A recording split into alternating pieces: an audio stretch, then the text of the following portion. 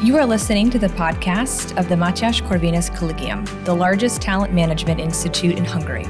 If you want to know more about our mission, please look up our English website at mcc.hu/en or check out our Facebook, Instagram, and Twitter channels. For interesting articles and analysis of our professors, external contributors, and students, look up our knowledge base at corvinus.hu/en. What is nationalism? Can nationalism achieve its signatories' desires? Is it as morally bankrupt as its opponents claim? Also, what exactly happened in Brussels during NatCon 2024, and what does this say about the free speech posture in Europe? All that and more with my friend Rod Dreher now. So, Rod, great to have you on. This is really, really cool. Been wanting to do this for a while.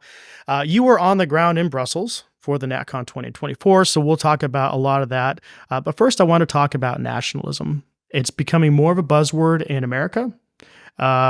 Depending on which audience is talking about it is really going to depend on the narrative. Some say it's super important.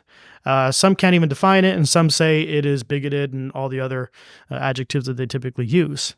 The best way that I've been able to describe it to my friends back in the U.S. and even here is it's basically an application of patriotism. You love your country, and therefore that love for country is going to be manifest in policy, immigration, economic development, all these kind of things. It's not the whites-only type of narrative that a lot of people say. But this whole conversation has really been developing with me because now I'm in Hungary, been here for about 7 or 8 months, and Hungary is seen as a fairly nationalistic country. I was also in Switzerland a few weeks ago or a month ago. They are very nationalistic, and they are not far right. So, your thoughts on nationalism, take it away. Well, the first thing that comes to mind is this French intellectual, Mathias, who appeared on some French TV show, radio show recently, and said that to be European today is to have no identity, to be a place that's only about human rights and openness. Now, I think this is totalitarian nonsense. This is the opposite of nationalism. It happens to be also, I think, the ideology of the ruling class in Brussels, and frankly, the ruling class in the United States and Washington, whatever they might say. It's the idea that to be truly a good person means that there should be no borders. There should be nothing particular about a country or a place, that you should basically prefer everybody else's people and folkways to your own. Now, I think that's obviously insane, and I don't think most people actually live that way. But it is true that nationalism can be something really negative. If you define yourself not so much by love of your own people, of your own traditions, your own land, but by hatred of the other. That's what opponents of nationalism would have you think everything nationalist is. But when I think of nationalism in the best sense, I think about a trip I took here in Budapest to a place called Fono. It's a dance hall and a concert hall where they focus on Hungarian folk music, folk dance, and also regional folk music and folk dance. I took some visiting American friends there, and we had the time of our lives. What was so great about it is you got to see Hungarians reveling and celebrating in things that are really Hungarian, not in a negative way, not in an abusive way, but in a way that allowed them to lay their hands on the traditions that have been handed on to them. I remember drinking beer with a couple of Canadians of Hungarian ethnic descent who got so deeply into Hungarian folk dancing back in Canada that they moved here to Budapest to live with their families and to devote themselves to celebrating Hungarian folk culture. And these are just the most wonderful people, and it made me kind of envious for what they had, that they could lay claim to this. So that, I think, is good nationalism, and it's something I've come to appreciate, too, as an expat, American expat living in Hungary, because these people are from somewhere, and they're proud of it. I've not once been made to feel unwelcome here in Hungary, but one of the things I like about this place is the people here know who they are, and they're not ashamed of it. And especially when people in Brussels or in Western Europe try to make them ashamed of defending their own, they don't care. And I find that really encouraging. So for a lot of people, the opposite of nationalism would be multiculturalism. I mean, that might be a false dichotomy. I mean, Hungary is a very nationalistic country, but as you said, there are a lot of cultures represented here. So I don't think that nationalism is completely opposed to several cultures represented, but I think that's different from multiculturalism. I think the irony here is that if a country has multiculturalism in the way that particularly those on the left would say, well, eventually that's going to mesh into its own type of culture, and you have lost multicultures. I just don't think I don't think it's really possible to have multiculturalism outside of what you just described, a nationalistic posture that still celebrates other cultures. I think it would be boring if we didn't have other cultures represented, you know? That's right. So I think in one sense, nationalism could be the best friend to multiculturalism because it ensures if all countries were nationalistic, well, they would all maintain their cultural integrity. And that's not to say that we can't celebrate them in other countries. I love Mexican food. So when I go back to the U.S., that's the first thing I'm going to do. You go to Taco Bell, don't you? Oh, man, I actually had Taco Bell in Spain a month ago. It was good, but it was not Taco Bell. It was a variant. Well, this is great to hear. So I really think that there is some sort of nuance between nationalism and multiculturalism that people are just avoiding. Well, yeah. And look, this is something that we Americans who visit Europe really love about Europe. When you go to France, you want the French to be French. You know, when you go to Germany, the Germans to be German, and so on and so on. You don't go to European countries as an American and then go to the shopping mall, the same shopping mall you have back in Minneapolis or wherever you're from.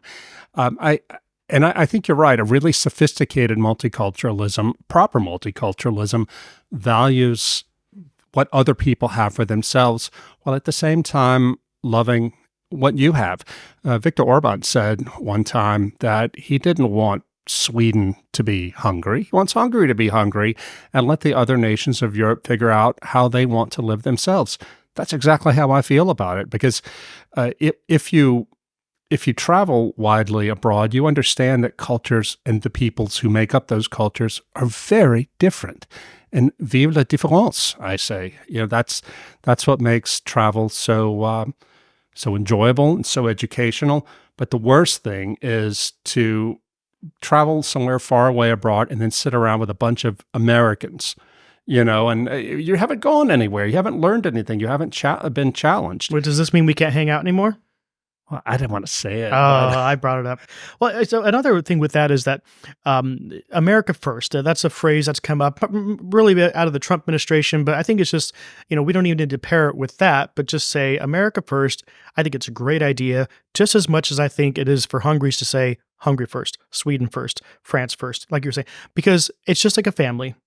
If you're a parent, yeah, you want the best for everyone, but your priority is your kids. Your priority for safety is your, you know, and that's just how parenting or even like church community, you know, the pastor is the pastor of that church. The priest is the priest of that church or several churches, depending on the hierarchy. But like, it's just basic sense, right? Yeah. And America first does not mean America only. Hungary first doesn't mean Hungary only. We entertain, we have international relations, you know, and some would argue we have too many, but the point is, America first does not mean America only. We want the best for other countries. Even from a selfish perspective, economically, it makes sense to have good relationship with other countries. So I really think that, yeah, again, there is much more of a nuance to the healthy side, as you said, the good nationalism out there. Well, and it's a false choice to say that you can either have America first, Hungary first, or everybody is all equal. I mean, one of the things that I admire about this country, Hungary, is how serious they are about protecting their borders. And they do this because they know that there's only one Hungarian people in the world. Nobody speaks the same language. Nobody has their history. And they can easily look elsewhere in Europe and in the UK and see how the indigenous cultures there are being dissolved by mass migration and by this official multiculturalism, which will defend any culture. The elites defend any culture but their own. And the Hungarians know that if they lose what they have now, it's not coming back. And I think it took coming here for me to really understand why that was so important. I had natural sympathy for people who value their own and protect their borders. But when you come here and you realize how really unique Hungary is in all the world, you understand why this is important. Another thing, people, and I've learned this more about being here in Hungary for the last 7 or 8 months, is that America really is a power source, an economic nerve source for the whole world. So in one sense, the better America's doing, the better a lot of other countries are doing. Well, for America to not take a nationalistic posture is really to compromise the integrity of America and thus our economic integrity and so many other ways that are benefiting the world. So I think even from an American perspective, yes, nationalism. I want secure borders. The border issue is a complete mess right now. I want secure borders. I want a unified language, unified a lot of things. Now, that doesn't mean that we can't have other, I'm not trying to ban people speaking Spanish. That wouldn't even work. But I'm not trying to ban that stuff. But I think having that, the application of patriotism into policy is a good idea, not just for America, not just logically, but also for several other countries. Well, you can only have diversity within a functioning, peaceful society if it's built on an underlying unity. And this is something that a lot of the advocates of diversity don't understand. We see in our country, in the United States, over the last generation or so, you hear diversity, diversity, diversity. But has it brought people together and helped them appreciate other cultures more? No, it's made people more defensive because you have to be so careful about what you say. People seem to be using their identity, their nationality, if you will, as a weapon against the other in a power scramble. So, this is why nationalism and the different iterations of it, like diversity, that's nationalism on a hyper-local scale, it really has to be balanced out by an overall sense of unity. And I think that the European Union could work in theory because Europeans do share broadly a common culture, and you could respect the diversity of different European Union member states if you had a looser federation. But what doesn't work is when you have Brussels or Washington trying to impose one particular idea of what it means to be, say, a liberal democracy on everybody. I'm older than you are, and I can remember when we were marching up in the United States to the war in Iraq in 2002. And a lot of us really did believe, I confess, I believed that all we had to do was go into Iraq, knock off the dictator Saddam Hussein, and then the Iraqis would inevitably become small L, small d, liberal Democrats. That was foolish, but I remember when you had people even on the right, like Pat Buchanan, the late Robert Novak, conservative journalist, when you had them saying, guys, that's not going to work. The Iraqis have a very different culture and a very different history. It's a culture based on Shia Islam. It's a culture based on tribalism. You can't just plug and play liberal democracy. People like me shouted them down and said, you just don't have enough faith in the Iraqi people. Well, of course, Buchanan and Novak were right, not because they were backwards people. In fact, they were much more sophisticated than the ideologues in the Bush administration who were pushing this sort of thing. And yet it seems that we don't learn from this. We in America don't learn from this. One of the things that's made me really defensive about Hungary is and not just Hungary, but other countries in Central Europe, the former communist countries, is seeing from the perspective of living here now, seeing how arrogant and pushy the United States is to push a liberal, progressive idea of, say, family and religion on the people over here. And when I talk to older people who came through communism, they will say to me, what happened to America? We used to look up to you as a source of freedom, as a source of hope. And now we're afraid of you because you won the Cold War and now you want to act like cultural imperialists. That really fires me up. And all I can tell them is, the same people, the ruling class in America that hate you and your so-called backward folk traditions, they also don't like people like me within our own country. And so we're, in a sense, we're on the same side there. Very interesting. Hey, let's talk about NatCon. So you were on the ground. You were there. You were there with Paul Coleman and all the crew from ADF and whatnot. This was very interesting. So I went to NatCon in 2022, I think it was. I can't keep the last 4 years straight. It was a great time. And I mean, yeah, it was intelligent, conservative speakers, not afraid of nuance, really talking about the issues and in a way that was informative, not just out there to own the libs and rah red meat, but it was actually really, really healthy for me. As you know, I'm still learning. I hope I always still learn. But what it wasn't was bigoted or hateful or all the things that some of the Brussels leadership was saying it was. Now, it was actually very entertaining to watch from abroad. First I was seeing some tweets. I was hearing from people like, this is trying to get canceled. And I'm like, what's going on? Well, then I saw I saw what's going on. And then I saw the prime minister tweeting in a way that was actually, it wasn't a conservative tweet, but it was very much opposed to the ban that Mayor... Prime Minister Orban or the Prime Minister of Belgium? Prime Minister of Belgium. De Roo, yeah. Yeah. Well, actually, there's a whole list of quotes, and of course, I got his name up. But anyway, he said, I'm going to quote the Belgian Prime Minister. He said, "What happened on the Claridge today," Claridge was the venue that the event took place. "What happened at the Claridge today is unacceptable. Municipal autonomy is a cornerstone in our democracy, but can never overrule the Belgian constitution guaranteeing the freedom of speech and peaceful assembly since 1830. Banning political meetings is unconstitutional, full stop." Now, it's funny because Mayor Keir, he's the mayor of one of the districts of Brussels where it was happening. He put this pseudo ban. I say pseudo because it was eventually lifted. The ban on it, saying, "I'm doing this because of public safety." And he kept saying that. Yeah. Okay, but of course the threat assessment that they found was actually quite weak. They're like, this is not much going on. Well, yeah, and you know what it was? The threat assessment was coming from Antifa, who were threatening to wreck the joint because we were there. The threat wasn't coming from us.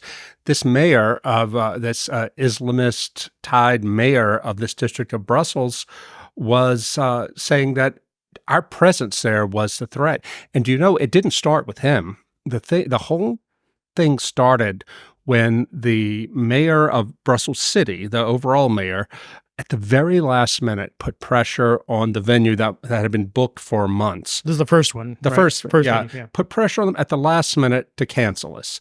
They did. Yoram Hazoni and the organizers of NatCon, they scrambled, found another hotel to host us, and they too got pressured. And finally, a really brave guy, a Muslim who owned this place, Claridge's, and kind of more of a down-at-the-heels district, he offered his place. And that's when Mayor Amir Keir stepped in and said, no, not in my district. And that's when everything hit the ceiling, because the police showed up on that first day. I was there in the hall.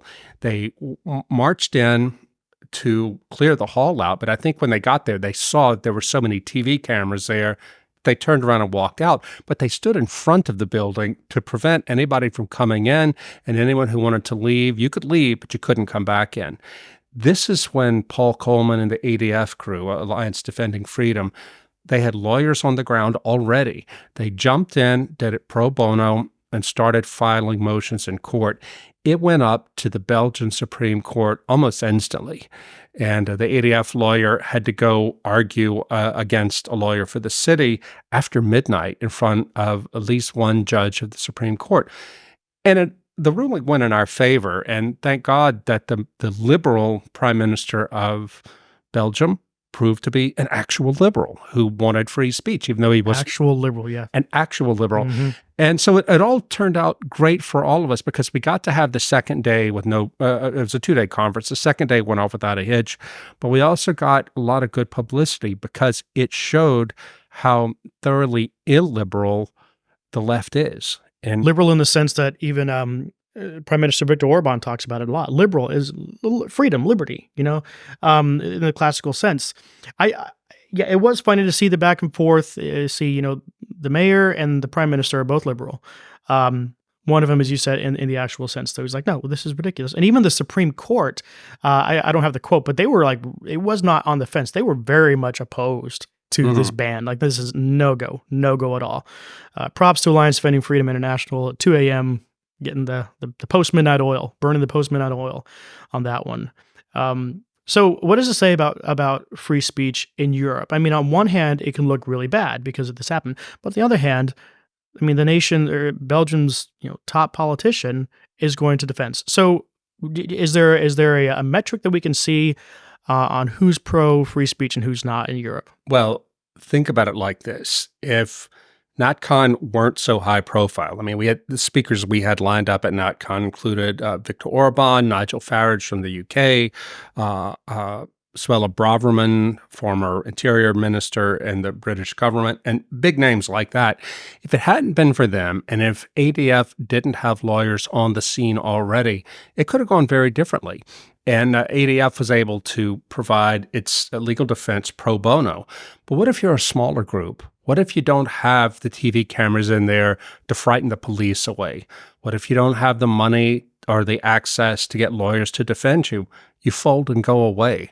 And I think this is the real lesson here, that first of all, it can go the wrong way, or if you don't have the money or the connections to defend you. And they're prepared to do this. Left-wing politicians are prepared to do this. So we on the right have to be prepared, and also our allies in the center and on the left who believe in actual liberty, principles of free speech. We have to be prepared to defend it. I went to a couple of weeks ago to something called the Arete Academy. It's a week-long workshop that ADF puts on for young professionals who are both conservative and Christian from throughout Europe, just to sort of train them on what it's like to stand up for your faith and stand up for religious liberty and other liberties in a post-Christian environment. And I got to tell you, going there to spend that week with them in the wake of what happened in Brussels really brought it home about why it's so important for Christians, for conservatives, and indeed classic liberals to prepare yourself, to not be intimidated by these people, but prepare to fight. Love it. Rod, thanks for your time. It was great. We'll talk about nationalism more. I plan on doing sort of a series on it, mini-series on nationalism. And so I don't know if I'm supposed to say, folks, thanks for chiming in. Not sure how this is a platform, but that's all we got. Thanks again. Hey, it's great to be here. Thank you for listening to this MCC podcast episode. For further media content, please look up our English website at mcc.hu/en or look for us on Facebook, Instagram, and Twitter. If you want to read more by our professors, external contributors, and students, check out our knowledge base at corvinus.hu/en.